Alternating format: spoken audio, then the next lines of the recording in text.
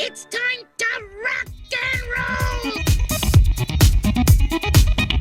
Ah, Ryan just reminded me I didn't get something to drink this time. That's fine. That's No, fine. I didn't either. Oh, okay, yeah. No, Ryan's the only one prepared. The man who just completed a feature film here to talk with us today on a very special episode of the Waffle Press Movie Hangouts. I'm your host, Diego Crespo. With me today, as always, my co-host Gina Versa. Hello, I am Gene. Good to see you. Yeah, and then we got the great writer director of feature debut, Ryan Ebert, with us. So glad to be able to talk to you on the show this time. No COVID this time, baby. We're back. Oh yeah, Yeah, that's funny. yeah. I remember Welcome that. back to the show, man. Good to be back. Yeah, talking Meth Gator months and months and months ago, and was looking forward to meeting you for the first time. And yeah, unfortunately, you got the COVID, and but now we're here celebrating Jolly Monkey Hmm. together as a Yeah. family.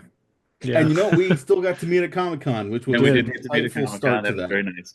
Yeah, that was great to meet you guys in person and shoot the shit a little bit. Yeah. Um, Yeah, but yeah, so congrats on the Jolly Monkey. That's what this whole Hangouts interview is going to be about. Hmm. But we want to hear about you and get to some questions that maybe Gene didn't get to bring up last time or conversation stuff. Whatever. You're going to run the gamut for 30 to 45 minutes, Ryan. Tell us about yourself a Oh little boy, bit. what a threat. So about me, I'm probably best known for my work with the Asylum, making low budget mockbusters, tie-in movies. Probably best known for Shark Side of the Moon, which I co-wrote with my wife. That's on Tubi. But yeah, I got to write uh, and direct a horror movie called The Jolly Monkey that just came out last week. That I'm pretty proud of. It's I know we'll get into it a lot more coming up here, but do you guys know it's hard to shoot a movie in 6 days, like a whole feature film in 6 days' time? I was just gonna Uh, ask you about that because yeah, that's the. I remember when it used to be 10 days that they had it, right? mhm. Now it's 6 days. I think it was like 16 days back in the day. Oh yeah, We're still, before uh, the. still people were still complaining about that, and then it got down to like 12 days, 10 days, and Hmm. Six. now it's 6 days to shoot an entire Such a film. yeah, 80, 90 pages. 105-page script. God, In Averages. sorry to interrupt. Just in 6 days. that's sad. Whoa, congrats and sorry. That's that is the correct response. Mhm. Usually is yeah. It's yeah, it's the nice thing about this particular script is that it was very contained and very, it's a horror movie that takes place inside of a house for the most part. Yeah. Uh, so, and nobody's, like, oh, and the Sharknado is coming. Hmm. And then you got to pretend and hope VFX can deliver on that. This was all very, in front of us. We could kind of see most of the movie in the monitor with just a couple of, some VFX that were going to be a factor later that we were just keeping our fingers crossed on. But it was, yeah, I had an incredible team that was a good mix of Asylum alum and eager new people and a handful of seasoned vets who this was their first Asylum project, but it was an incredible combination of people that I'm able to take credit for all of their good work as director. That is my right. Hmm. That is how it works, yeah. Yeah. Yeah, usually. But But yeah. yeah, just the team that I had. It started with Erica Duke, who I don't know if you guys have ever met her. Gina, you might have met her at the after party, but Possibly. she's just a superhero of Asylum legend, and yeah, her tenure with the Asylum goes back to acting on Titanic 2, Hmm. one of our most famous movies. and she's also just an incredible line producer and has worked all over. And we're lucky to have her. But it started with her pulling together a team of superstars, and yeah, I'm so very fortunate to have come across just the timing of everyone who was there Yeah. worked out so tremendously. Yeah, no, it seemed like you had a good crew. I got to meet some of them at the premiere, at the after party. And yeah, no, I mean, it really came together well too. Thank you. Yeah. And then we were talking about the time scale of the production. Yeah, you had 6 days to shoot, Yeah. but it came out in March. So altogether, I think it was, I want to say 3 months, 3 months of We just, shot it very early December. We got a little lucky in Thanksgiving was kind of late this year. Mhm. So we would have probably shot end of November otherwise, but because everyone had a little break, we kind of had a half a week extra prep time, which as a first time director, that was very helpful Yeah. to be Yeah. able to just have that extra time to communicate with department heads and make sure the locations were all set and, really be able to just use that time wisely, talking with the DP who I just met after our first choice for DP, who had agreed to do it.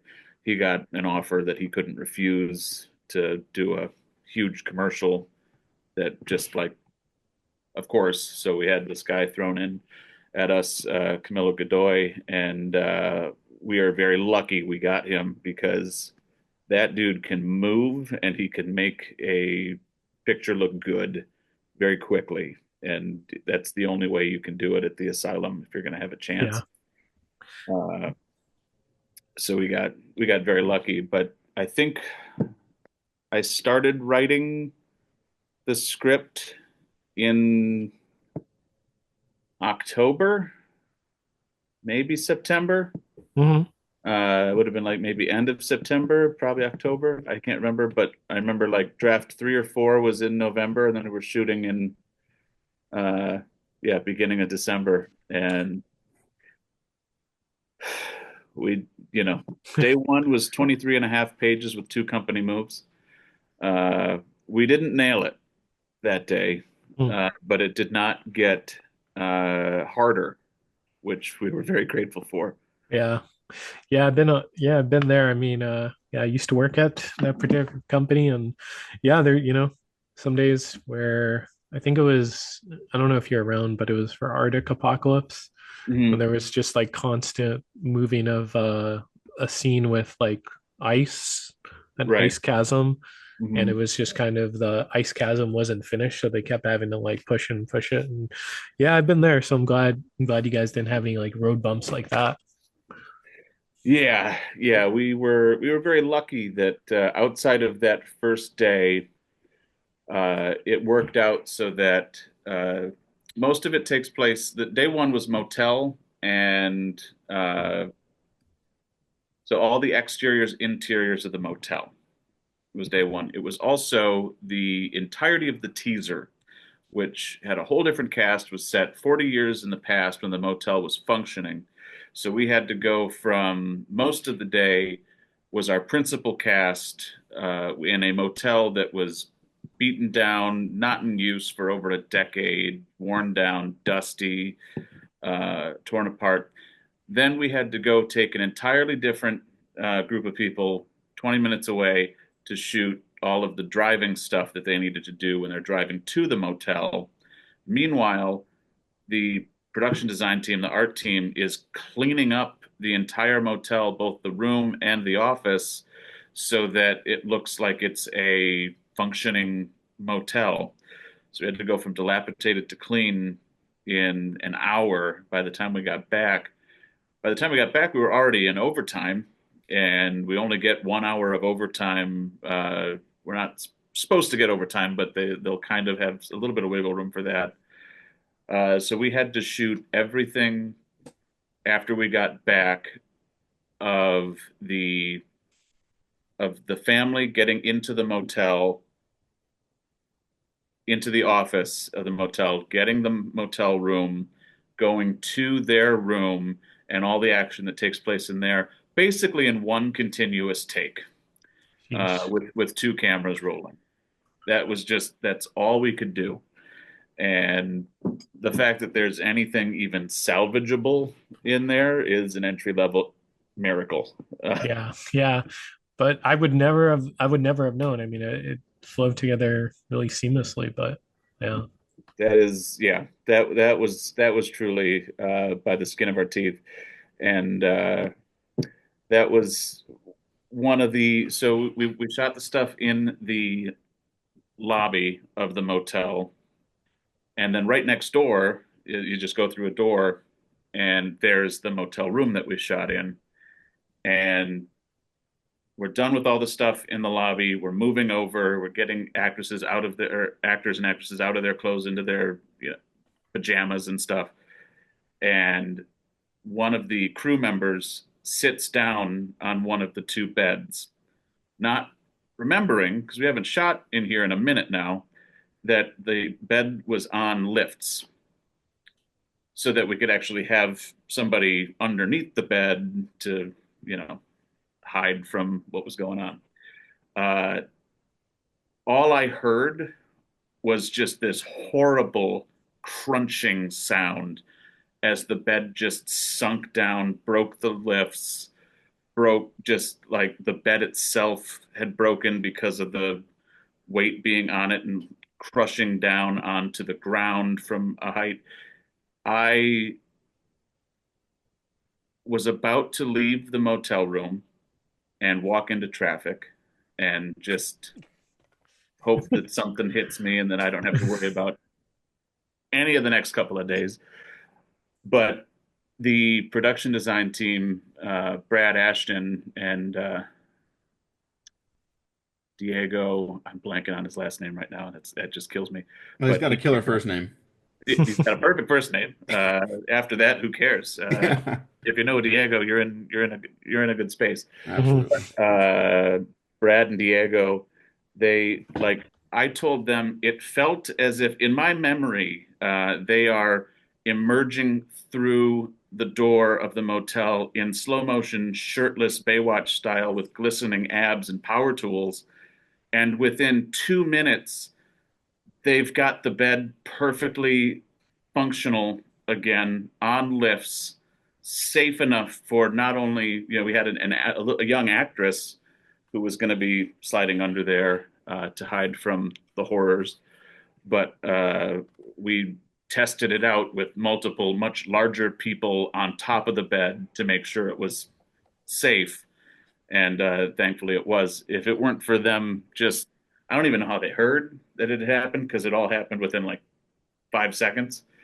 Uh, but they just leapt into action and saved the day. And thanks to their quick thinking, we were able to salvage what we were able to salvage from that teaser. It only got easier from there. Good, yeah. Oh, good, good. Yeah, that's really great to hear. And you make it sound like I think you called it like an entry level miracle, you know. And sometimes movie like happy accidents, miracles happen on set and stuff like that. And you know, filmmakers get to take advantage of them. The quality of the whole enterprise rises along with it, but that does go with good leadership. It Mm-hmm. can be squandered. So clearly your description of what sounds like we'll call it a memorable first day um ends up working out for the better anyway. It seems like you kept your head on your shoulders, and with the just the brief descriptions of like that we had to find a different DP, we had this problem that, and uh there's a certain level of control with this movie where it doesn't feel like you had to find a last minute replacement for the DP, for example. Right. To Yeah. me, No, it we're very feels very lucky. like you have a good relation, like a working relationship. It felt like, oh, these are Ryan's guys, Mhm. this is his crew. We were very lucky that outside of the DP needing to find a new one, we still had like a week plus with him to kind of go over what we needed to accomplish with this movie. Uh, so yeah, we didn't have any like crazy crash outs like that, like day before an actor quits or something. We did have an actor that we kept trying to get in touch with. I should start this by saying all of my number one choices for each role, actor wise, is who's in the movie. Oh, I awesome. was extremely lucky because how the casting process goes with the asylum.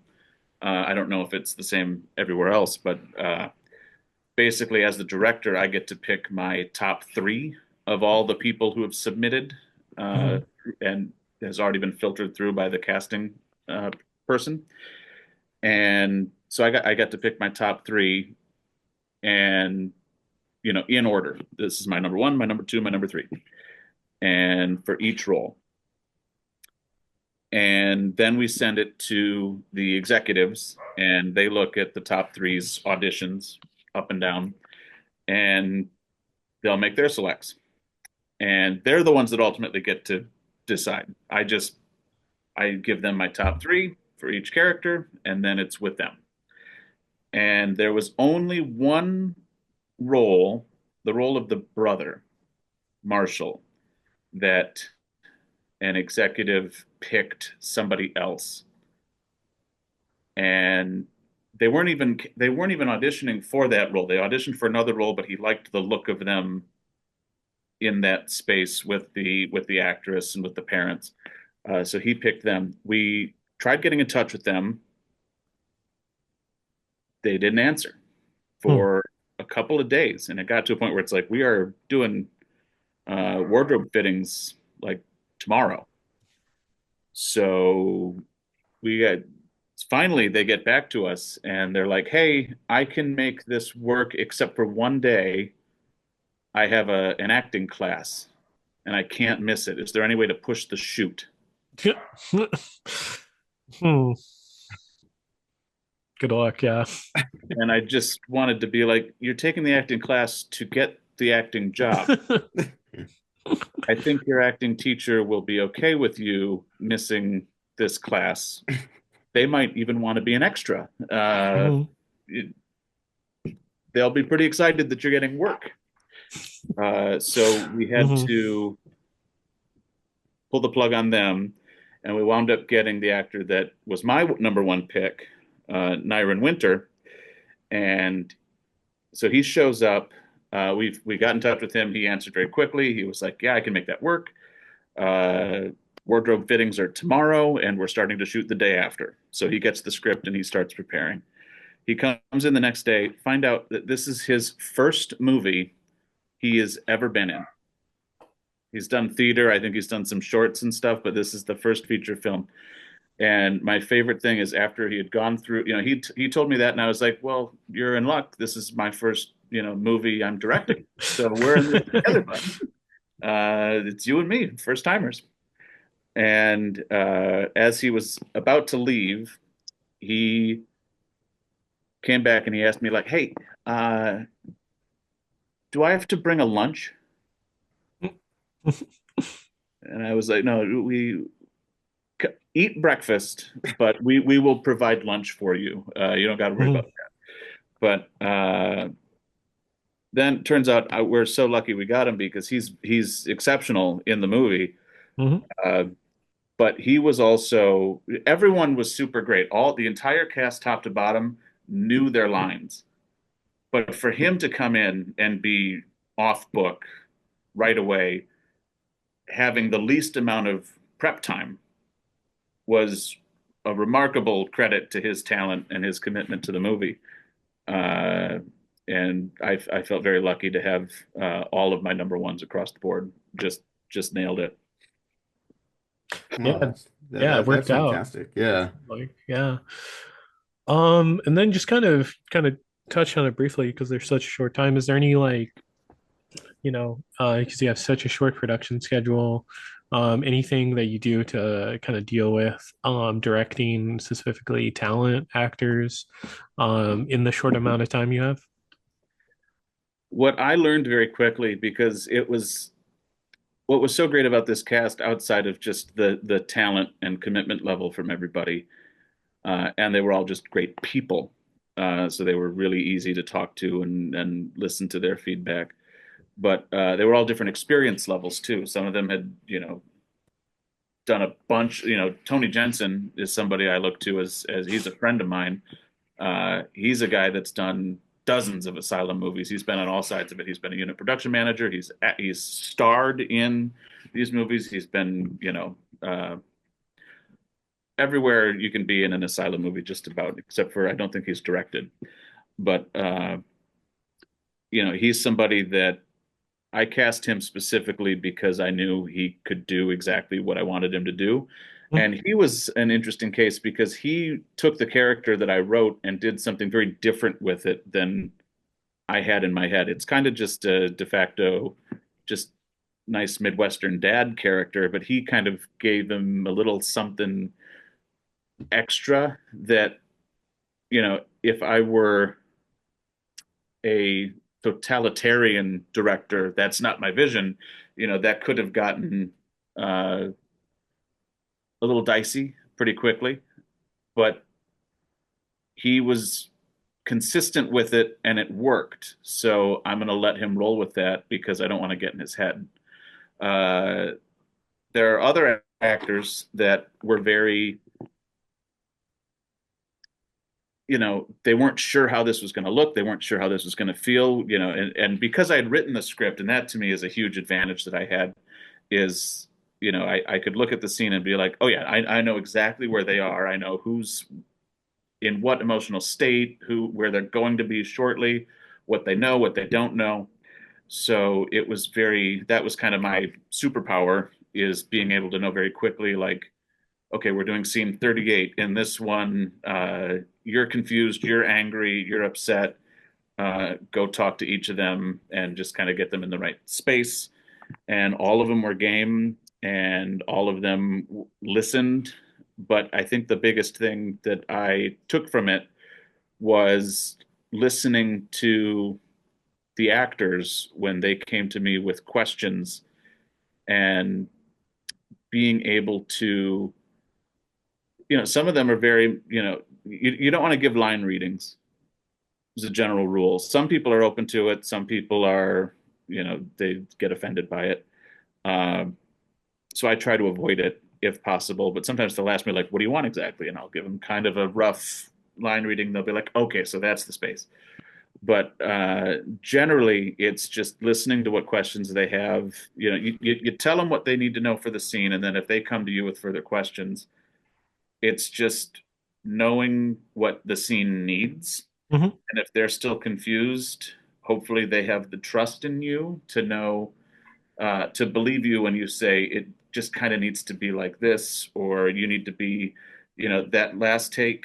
Not that we had a whole lot of takes. It was maybe two or three takes, Been there. a lot of one takes. But if there was the luxury of a second or third take, right now you're at a 6. I need you at an 8, 9, 10.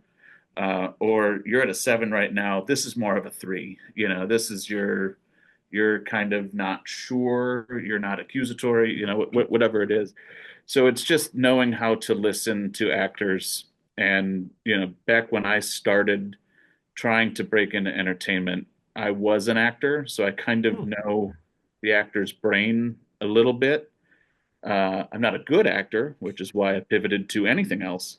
But I kind of know how actors visualize a scene, and how I can maybe help them get as close as possible to getting where they need to be as quickly as they can, because there just isn't a whole lot of time to really go over if you practiced your Meisner, you need to be, like, there's just no time for it. Yeah. But thankfully, I had a cast that was ready to go, listened really well, for the most part. There's a few moments that I'm like, I tried 3 times to get them to here, and they just stayed about here, and we have to move on. But those moments are so far and few between, and everyone did such an exceptional job. I'm the only one who's upset by it. Anybody who's just watching the movie doesn't notice those things. But Yeah. Yeah, we're all our own biggest critics, you know. So, That's my um, favorite thing going on the letterbox right now, and seeing people just like, this movie's terrible. Just like, I don't disagree. More constructive criticism would be great, so I can, Hmm. you know, Something. something. But yeah. Well, I mean, you called yourself out as being not a good actor. I cannot attest to that. I've never seen you perform before, but you felt the need to pivot, and obviously you've been screenwriting for a while now.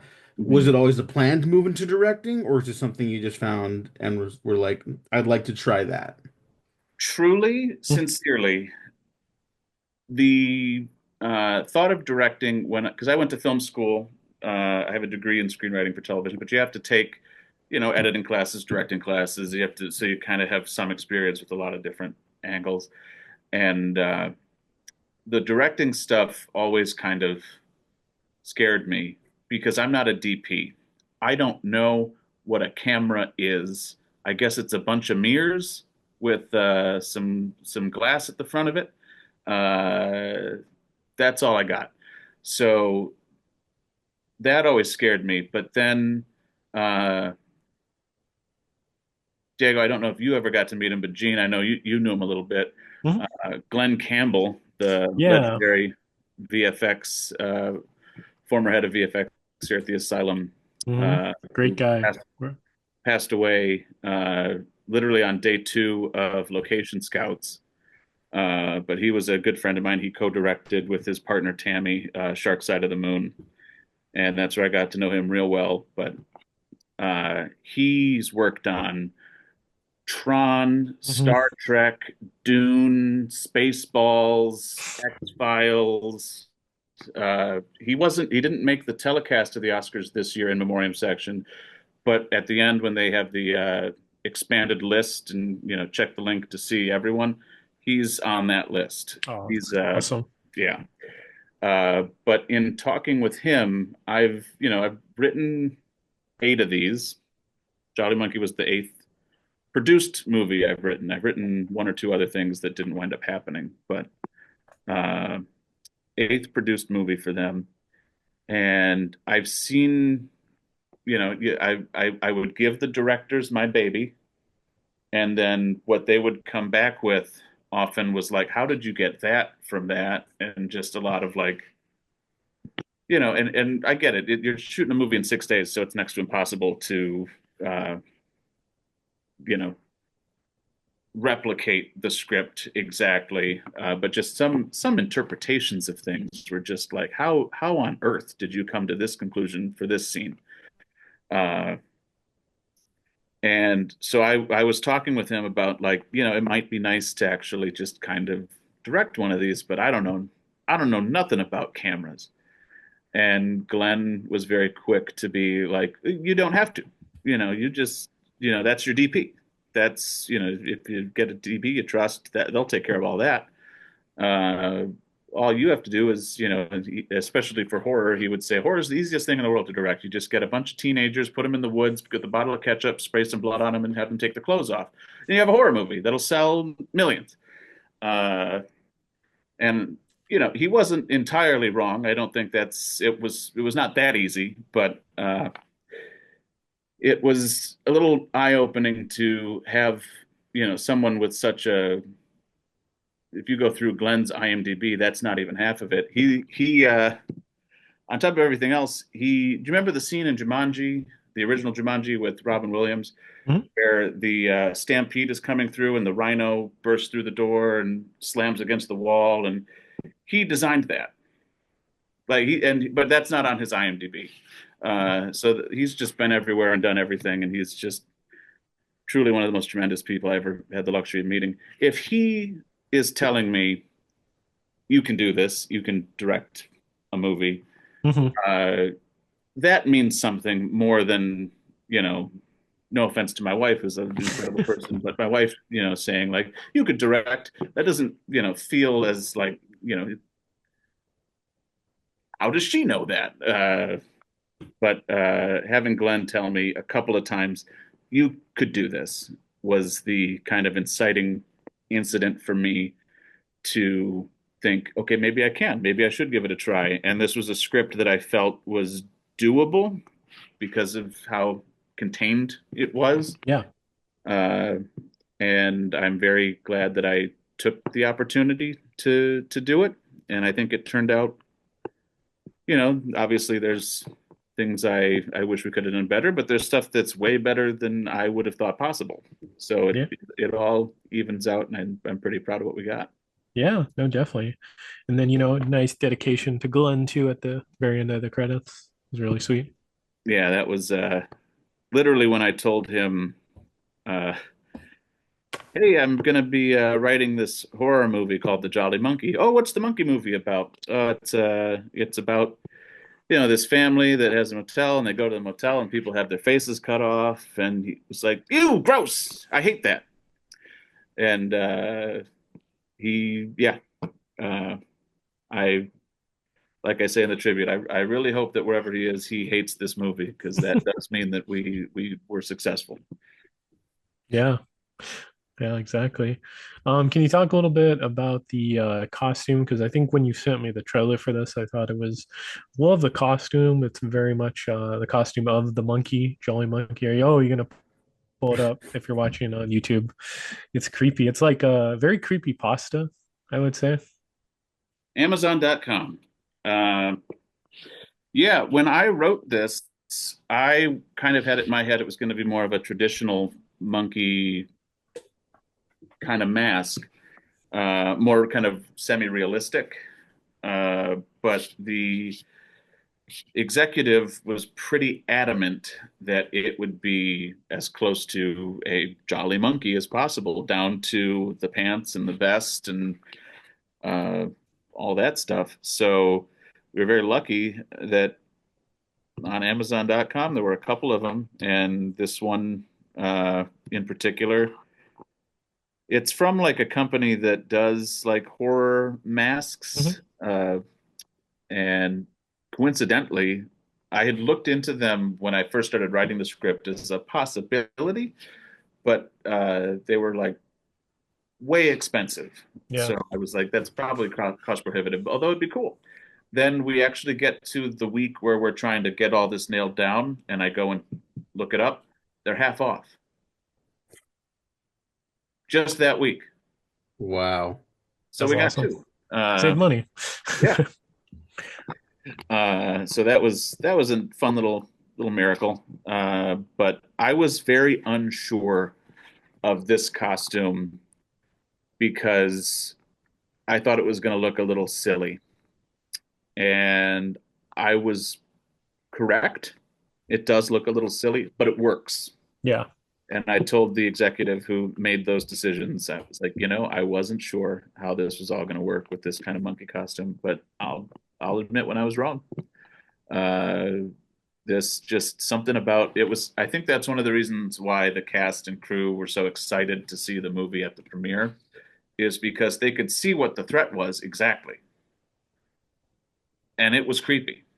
Having you know the person in that costume walking around holding two huge knives, you felt like you could understand what the terror of this movie is going to be. And yeah, it was very effective, and we were extremely lucky. And the wardrobe person, Cynthia Renee, I'd worked with her on one movie before, and she's one of the hardest working people in the biz. She had to because we had these masks approved first, then we had to find a monkey suit that had fur that matched or was close. Those don't exist. Everything is either black or like an orangish brown. Nothing is kind of this dark brunette kind of brown. So she had to, bless her, go through. I don't remember if she got a orangish brown one that she then sprayed on, or if she took a black one and sprayed it down. Either way, she had to use like 14 cans of spray paint to get it to be the right color. And it was the only article of wardrobe that was not officially approved while we were in production. Hmm. Day one, cameras were rolling. This was not approved yet. The mask was, the rest of it was not. So that was kind of the lingering terror that we had, was getting that wardrobe approval. And when she sent the picture and we waited, pregnant pause, for the text back, yay or nay, when the executive said that they approved it, we cried, we hugged, we all just leaped for joy. That was because then after that it was like, okay, now we can full steam ahead. We can start cooking with gas. And yeah, so I feel very lucky that we got this mask with that costume, and it was a lot of hard work from the wardrobe department, but they absolutely nailed it. Yeah. It's the wardrobe, the costume is currently sitting in the lobby of the asylum offices, holding some mail for people, and Nice. it is unnerving to see when you In walk the down there. yeah. It's very creepy in person, Imagine just working at night there. and it's creeped me out. Like I'll walk down the stairs, I'll turn and I'll see, because it's human sized, and I'll turn and I'll just it's enough to cause a jump scare. Yeah. Yeah, I love that. I mean, just what a great like opportunity. Like you see it online, like the mask being able to purchase online and then half off just that week.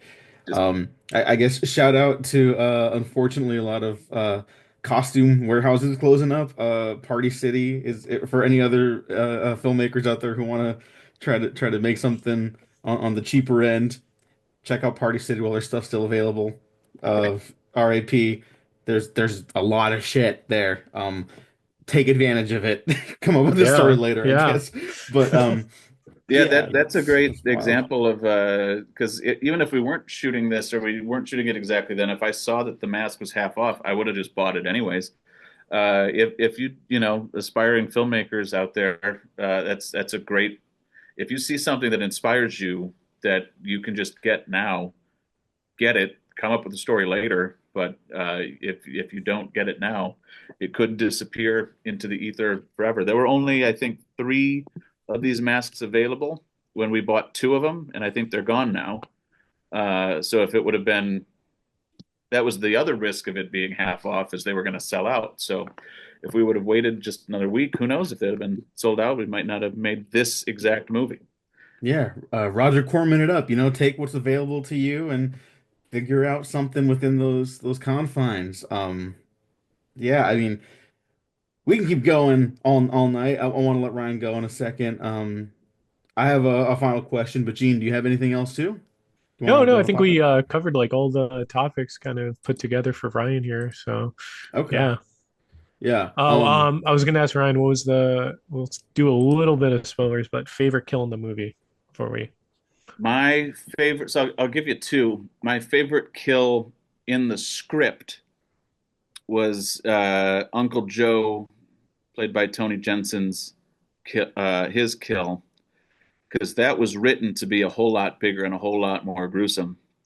But we were almost arrested in the process of No. shooting that, so Oh man. we had to evade the police.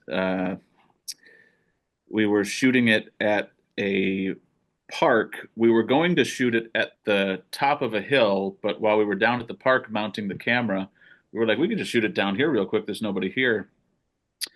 And unfortunately, somebody showed up, saw that we had some fake blood in Knife.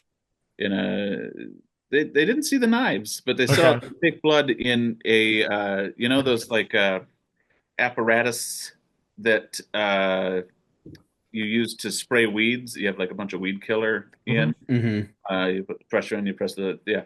So that's where our fake blood was stored. And some people came to the park. They saw that. They thought we were trying to kill plants or something, Uh-huh. and they contacted the park rangers, who then were like, "Yeah, everything else is fine, but we got to call the police because of that." So we had to run away, and we only got that about half as good as we would have liked. But that was supposed to be written. That was written to be uh, the monkey stabs him in the spine. He's like paralyzed, and then pops one of his vertebrae, and he collapses. and he tries to crawl away and he can't use his legs, and the monkey just kind of follows along with him for a while, kind of just like, I got you now. You can't run, literally.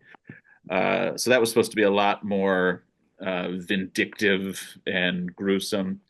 What we got was basically a quick and dirty version of that. But my favorite kill that's actually in the movie is probably the his wife, Aunt Linda, played by Lisa Cole. Uh, she's trying to crawl away, and the monkey walks up to her and just stabs her through the bottom of the neck. The knife goes through her skull, and blood spurts out the top of her head. That was the last kill that we shot at that location, and we were running out of time. That was like the last thing we had to shoot, just about. There were a couple little pickups, but a couple little inserts we had to get. But I asked Kwame Head, the makeup uh, guy. I asked him like, "Hey, you designed this one. Let's do something a little different. What do you think?" And he was like, "Oh, I could have blood shoot out the top of her head." And I was like, "Let's fucking do it." So I got the uh, actor who was in the suit prepared, ready to go for that action. And when the first time we tried it, it was just kind of a little bit of blood, and I was like, "Man, we need more than that." Mhm. Second time we tried it, it was a little bit better, but not great. And I was like, this is the last take. We got to do it. Just go just put all the pressure you can in that thing. Let's just have it squirt to the ceiling. Who gives a shit? We're leaving after this. And that third take was just blood up, up and onto the ceiling and onto the wall. And it was, oh my God, it was one of those moments where you're watching in the monitor going like, I have to high five every single person who's in this room right now when we all cut. That was awesome. So that turned out really great. Yeah. And that was your martini shot. That was it. That was That was we had a couple little inserts after that. Sadly, that would have been great to just like, and we're done. that would have been incredible. It's still Yeah. incredible, but that It would was, have yeah, we just yeah, had to like, that would have been like legendary. yeah, just and run away. But still had a little bit of work to do after that.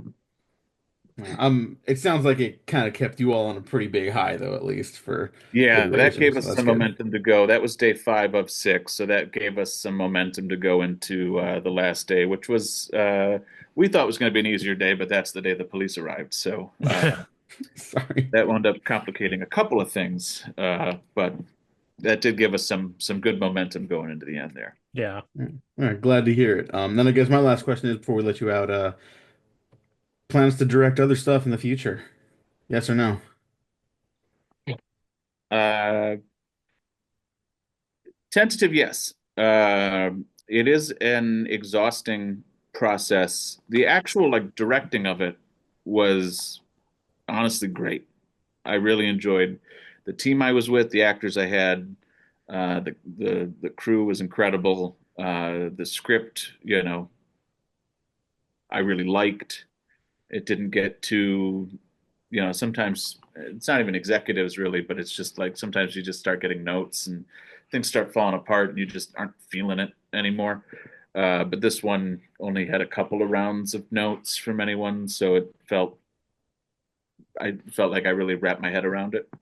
Um, there's a couple of I'm writing a lot of scripts right now for them, and if I get the magical feeling of I'm in draft 2 or 3 of executive notes and it's kind of winding down and I still feel pretty good about where the script's at and like I can wrap my head around it, I don't think I'd say no. All right, But good. Well, I hope Yeah. you don't. nothing currently on the docket. There's a couple of things I'm, maybe, but it really will. I've had this before where I'll be like, oh, that looks like it'll be fun. And then you get into round So we do 12 of notes and it's like, I don't even want to see this movie. I cannot care anymore. Uh, So it'll depend on a few factors, but overall, the concept of directing, I'm definitely open to. Absolutely. All right, awesome. Well, until then, thank you for coming on again, Ryan. Congrats Mhm. on the movie. Yeah. Thanks, I guess Ryan. where can people find Thank you you. online? Yeah, let's leave with that. I am at the Ryan Ebert, pretty much everywhere. Uh, Twitter, Instagram, the big two. Uh, and yeah, Jolly Monkey is now streaming on Apple TV. So when you're done with Severance, you can just pop on over to look up the Jolly Monkey, and we'll be right there for rent or purchase. And probably on Amazon Prime shortly, also Oh, for cool. rent or purchase. Uh, Nice. and then hopefully we get DVDs of it one day. Fingers crossed. Physical Hey, Yeah. as well. yeah. Yeah. Well, yeah, physical media, but yeah, I whipped up the old Apple TV for this. So again, congrats on this. Gene, any final thoughts? Anything you want to leave the listeners, viewers with? No, no, I don't think so. I'm just glad to have Ryan on and support him because yeah, you're a good guy. So yeah. Thanks, guys. And Gene's already got one, but Diego, when I Oh, see you nice. next, Oh, yes, yes, you got a please. keychain waiting for you. Yeah, yeah. No, absolutely. I'll DM you my number. We gotta get coffee or something sometime. Yes, sir. Yeah. Well, thanks But for having me, guys. I really appreciate it. yeah, yeah, of course. This is great, and yeah, hopefully we see each other more in the future as well. Thanks everyone for listening. Thanks for watching. Like and subscribe. Check out the Jolly Monkey. Um, how do I usually end these, Gene? It's just professionally unprofessional, right? I feel Yes. like Yeah. I'm missing stuff. We used to say Uh-huh. if you didn't like this episode, like and subscribe anyways. But I'm Uh-huh. trying to be more positive these last, because the world's Yes. so negative. I'm trying to Because the be world is very exerting negative more. right now. So, Yeah. yeah, bring Yeah, that yeah. Let's just positivity. be honest. You like this episode? Check out other episodes too. There you go. Hmm. Thanks for listening. Thanks for watching. We have been professionally unprofessional.